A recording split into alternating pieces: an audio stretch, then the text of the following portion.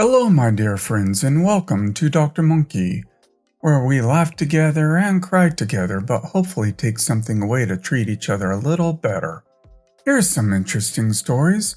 One about OP's mother who changed the locks in their house and then invited OP to OP's own wedding. Please subscribe if you haven't, and I hope you'll enjoy it. Story 1. I went out on a Friday for a few hours with some friends. Just some shopping and catching up. I haven't seen some of them for the last 2 years due to COVID, when we used to hang out almost every week. And I'm leaving the country in a few weeks, so we took the opportunity to have a catch-up and a farewell party. I was out from late afternoon to about 9 or 10 o'clock at night when I got home. I took out my keys to unlock the gate, but it wouldn't fit. I tried to turn the key around and yes, like a USB, thinking it might fit the other way, but still would not fit. I called my mother, she didn't pick up. Called my grandmother who lives with me, but she was out with her friends as well. I won't be home anytime soon. At this point, I'm ticked. My mother already burnt a couple of my work pants the day before because I refused to wear a dress for work. My line of work requires me to move around a lot, so a dress or an office skirt is not suited for my environment. I shook the gate, but no one was home, so I picked the lock. I opened the metal gate after a few tries. Luckily, the wooden door behind it was not locked. The neighbors did call the police, and of course I had to show them I actually lived there, and it was my legal address. I took some essentials and went to stay at my friend's house for the night because I couldn't lock the door back, and I didn't feel safe in the house without a locked door. The next day, my grandmother and I were invited to go to a pre-wedding event. It was kind of a meeting of elders and an engagement party ceremony at a cafe. My mother only sent me this address and time for it. It was perfectly normal for my grandmother to be invited to these things via my mother. My grandmother doesn't know how to use a phone, other than basic functions like calling. We showed up on time to the cafe and were escorted to a booth-type seat at the corner of the cafe. The booth already had a lady, mid-40s, 50s, and a guy. I assumed she was the mother and the guy was her son. The moment we sat down, the lady took out a calendar and notepads filled with a list of flower arrangements, color schemes, menus, dresses, hairstyles, etc. She introduced her son, who is 28 by the way, told me what he does for a living, what he studies and where, and thanked me for agreeing to marry him. I looked at her, then to her son, then to the wedding planners and notes. Then it finally registered that this was for my wedding. My grandmother was ticked, to say the least. I apologized to the lady and said there must be some kind of misunderstanding between us, because I came to attend someone's engagement party and not plan my own, and added I was only 20 this year. My grandmother then rudely asked why she thought I would be marrying her son. The lady replied her mother contacted me and said her daughter was looking for a partner and husband to settle down so me, could move out. My grandmother calmly said to the lady that she has been lied to and I was not looking to be getting married anytime soon. She said her son seems nice and hopes he finds someone who likes to marry him in the future, but it is not going to be me.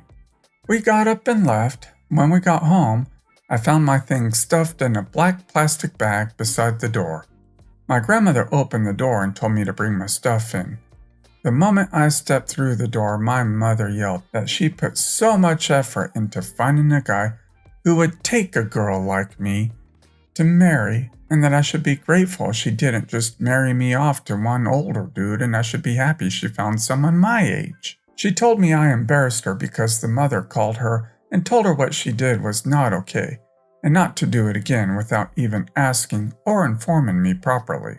My grandmother started to shout at my mother in Cantonese, which resulted in them being heated argument for almost 30 minutes. And then my grandmother kicked out my mother, which of course she moaned about and cried about before leaving. Glad your grandma's not on your mom's side. I have a feeling your mom is going to keep being an idiot about this. Hopefully your grandma can keep her the heck away. If Grandma owns the house, she might need to get the locks changed and remove Mom from the right to change locks. Story 2.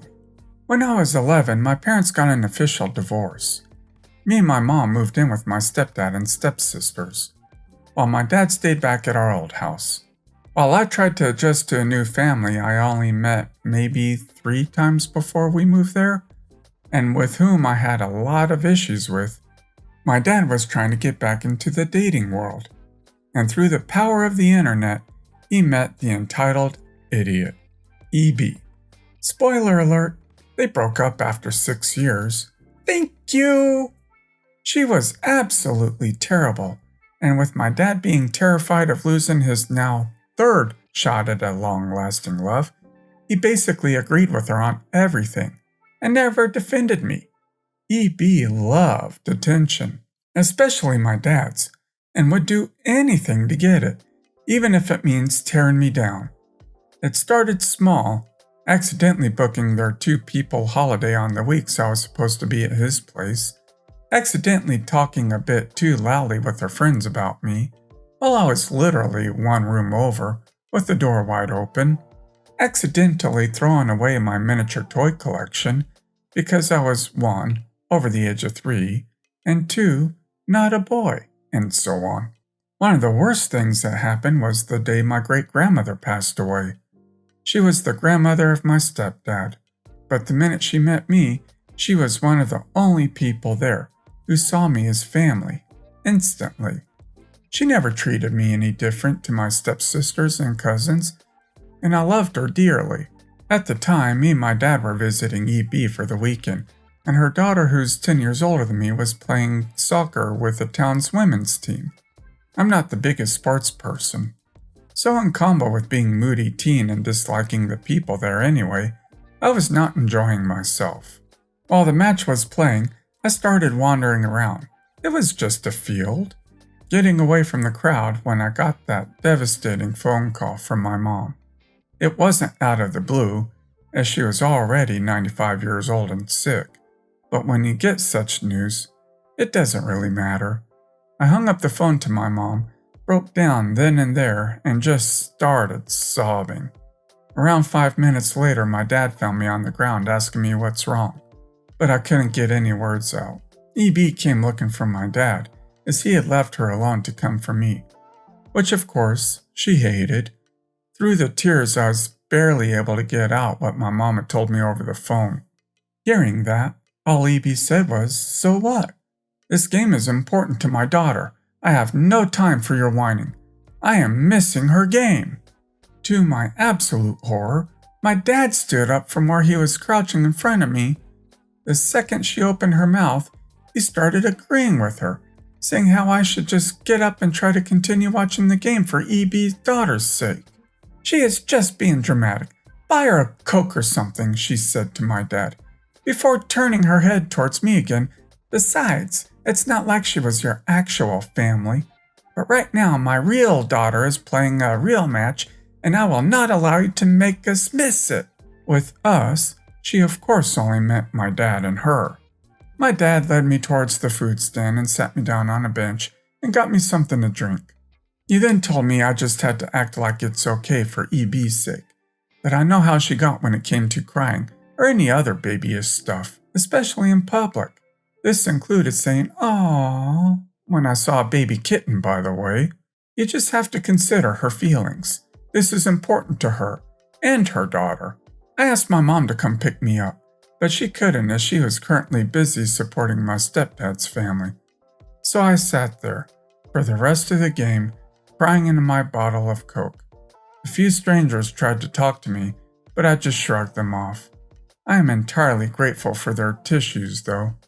When the game ended, EB's daughter team won, by the way, and we finally went home, all I got were eye rolls from EB and how I ruined her mood and enjoyment for the day. Dad just shook his head and looked at me with disappointment. They had friends over to celebrate her daughter's win with her later that evening, as her family was really close, but I wasn't allowed to ruin a good atmosphere with my puberty mood swings, and so I had to stay in the guest room. And so there I stayed for the rest of the night with a plate of food I never ate. For what I got told of the day after, just trying to dream of this day never happening, and that I could have seen my great-grandmother one last time. I'm 21 now, and this memory still burned into my mind as one of the worst days of my life. Darn! I wonder what OP's relationship is like with her dad now, because that's messed up. They were a family, grandmother to OP, and he took evil stepmom's side and told his own child who lost their grandmother to act like it's fine for stepmom? I would have refused to go over and cut him out of my life when I was 18. Doesn't matter he's not with her anymore. Doesn't matter he's not with her anymore because he's still a junky dad for not letting a woman treat his kid like that, but took her side too. Yeah, deserves to have no relationship with OP and no one to blame but himself. Story 3. For some context, my father died when I was very young, and he was gay, so my grandmother didn't think he was a good influence parent. Divorce left my mom a single parent more or less because my dad really did have a lot going on at the time and wasn't fit to be the sole provider for me. So she relied on my grandparents, my father's parents, for a lot. Because of this, my mom was very reliant on them for money and usually just let my grandmother have her way about things. Something she got her way about until I turned 18 was that I went to Catholic school. I was an altar girl at church, was ordained to give out the Eucharist during Mass. The whole shebang. On to the story. I was turning 19 and had just moved home that summer for my first year of college. I couldn't afford a second year there, so I moved home and was enrolling in community college. Since I was home for my birthday, my grandparents offered to take me out for dinner. Dinners were always their jam, so I picked one I liked and we go out to dinner and we're having a nice time. Then they bring the bill. Grandpa gets up to pay at the counter, as is typical with American diners, and that's when she strikes. Alone at the table, my grandmother, for the occasion of my birthday, proceeds to tell me how disappointed she is that I've stopped going to church. How she feels like I'm wasting the Catholic education she convinced my mother I needed, presumably so I wouldn't turn out gay like my father, and that this deeply saddens her as I'm surely going to hell as a result. I was stunned. She'd never spoken to me like this before. I don't even know how I responded. I genuinely don't remember. What I do remember is realizing in that moment that nothing I've ever accomplished would ever be good enough for her if it didn't include her faith as well. Grandpa came back to the table and she immediately shut up. Grandpa would never let her say anything like that to me, and certainly not at a celebration for my birthday. It was like once I turned 18 and was really finally able to start making decisions for myself, she realized she was losing control over me. Edit. A few people have asked about the grave story. To give you the short, sweet version, he died when I was 12. When his headstone was ready, Grandma wanted everyone to go out to his grave so a priest could bless the stone or something. I didn't want to go. The funeral was traumatic, to say the least. The worst way as a kid to be the center of attention is because one of your parents has just died. Anyways, I refused to go. A few weeks later, and I'm on summer break, and I went to my grandparents' house every day while my mom worked. Basically, Grandma went and picked up my favorite cousin, took us to get lunch, and instead of going home after lunch, we ended up at the cemetery. I'd never felt so betrayed in my entire life. My aunt, edit to add, different aunt than the one who gives me grief for not visiting, ripped her about 16 new idiots when she found out. Time to call Granny out on her bull crap. And if she wanted to go there and have that conversation, when Grandpa got back, I would have asked her to clarify on what she meant when she said you were going to hell. Don't be worried about putting Grandma on a comfortable spot. Apparently she doesn't worry about doing it to anyone else. Story 4. Some backstory. I moved to Texas in 2013 when I was 26 on a whim because my relationship with my mother was toxic beyond belief. Throughout my time there, I had cut off all communication due to her alcoholism, causing a domino effect in other parts of my life, i.e., me having to call off my wedding because she decided to go in a drunken rage a few nights before? Fast forward to December 23rd of 2020. My dad got COVID, spent 9 days in the hospital, and ultimately passed away on January 2nd, 2021. His death caused me to literally sell everything I owned, break my lease on my rental house, quit my beloved job, leave all of my friends to move home to New York to help her. Her alcoholism has gotten so out of control she refuses to work. I'm 65. I've paid my dues, so she depended on me and my younger sister to help her. I knew darn well where this was going, and I knew what the end result was going to be. She wakes up and the first thing she does before she even takes a leak is make herself a vodka soda. Gets so blackout drunk by 11, she's falling on the tile floor. She's messed herself multiple times. She's face planted right into 2 TVs over the course of a year while trying to get off the couch. I've been home since March 27th, 2021, and she's been to detox twice. AA multiple times, but she never goes through with it. She just sits on the couch and cries about how she lost her husband. Not to discredit her, but 2 daughters lost their dad way too early. No warning. It's the same old song and dance. She charged me $600 a month for a glorified closet with a twin-size mattress on the floor. Not even a box spring under it. I swear, Ukrainian refugees had better living conditions than me. She makes my sister do all the cooking because she's so drunk by the time afternoon rolls around, she's usually passed out. Things finally came to a head back in April when I had a few friends over on a Friday night. We had a fire going out back. I'm in my early 30s, so my rager days are long gone. Just literally 4 friends. Pandora playing on my phone, not even a speaker. Very low-key in my opinion. Well, not low-key enough for her. She stumbles out slurring and screaming that we need to shut the heck up. Turn it down, it's so loud. It was 9 p.m. on a Friday.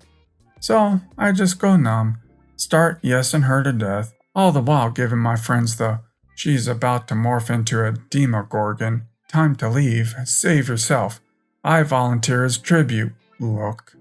As everyone is gathering their things, she gets in my face and slurs, "You were my worst mistake. I wish you would have died instead of your father." I tell you, it took every ounce of self-control not to just throw her into that fire pit. So I made it my mission to get the heck out. I found a rental house that I have to work 2 jobs to afford. I am happy as a clam. I felt bad for leaving my sister. We're only 2 years apart and very close. I knew it was going to take a little time before my sister had enough of her leeching. Lo and behold, I become great friends with my neighbor, who has an apartment available. Guess who's moving in solo November 1st? That's right, my sister! And guess who has to move to North Carolina because her friend is offering her a room to stay in? That's right, the "see you next Tuesday" herself. I give it 6 months before her friend gets absolutely fed up with her drunken bullcrap. I personally don't really care what happens to her. As far as I'm concerned, I don't have any parents. I know my sister and I will be just fine, even better when she's gone for good. Is there any way you can go back where you lived and get your job back? If it's an option, I think you should do it as quickly as possible. Keep in touch with your sister, but remove your mother from any way that she can contact you. Since you are done with her bullcrap, maybe if you can stand your sister, you both get together and help each other out until you both can finally find a good situation and move on. Well guys, that's all for today. If you liked this video, please consider subscribing. And if you missed the last episode on the channel, I'm going to link it right here. The story's about a terrible OP's neighbor who broke into OP's backyard to use their swimming pool. Check this out if you haven't, and I'll see you next time on Dr. Monkey.